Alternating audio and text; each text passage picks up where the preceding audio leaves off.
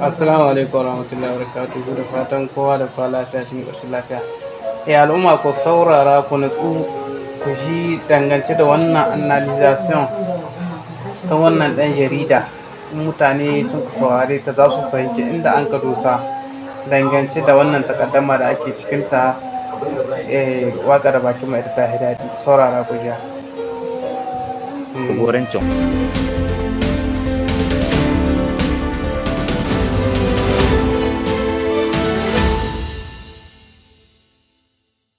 hukumomin Benin.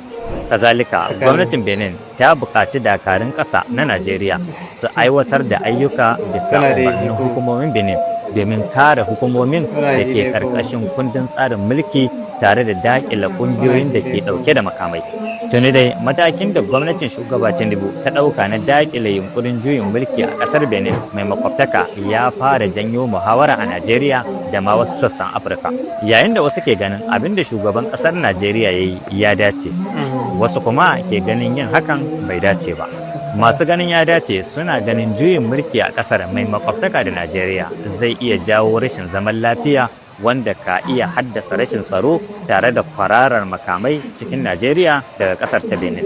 A ɓangare ɗaya kuma, wasu na ganin Najeriya da take fama da matsalolin 'yan ta'adda da masu garkuwa da mutane, ya kamata ne ta mayar da hankali kan yadda za ta daƙile hare-haren 'yan ta'adda da na 'yan bindiga a cikin ƙasarta. Kazalika, masu irin wannan tunanin suna ganin Najeriya da ke ikirarin 'yancin kai a lokacin da gwamnatin Trump ta ce za ta kai hari idan bata hana abin da ta kira kisan gilla kan Kiristoci ba, bai kamata ta kai harin soji kan wata ƙasa mai 'yancin kai ba. Sai dai kuma gwamnatin Najeriya ta ce ta ɗauki matakin ne bisa buƙatar da gwamnatin ƙasar Benin ta gabatar har sau biyu, inda ta nemi gwamnatin Najeriya ta kai mata ɗauki.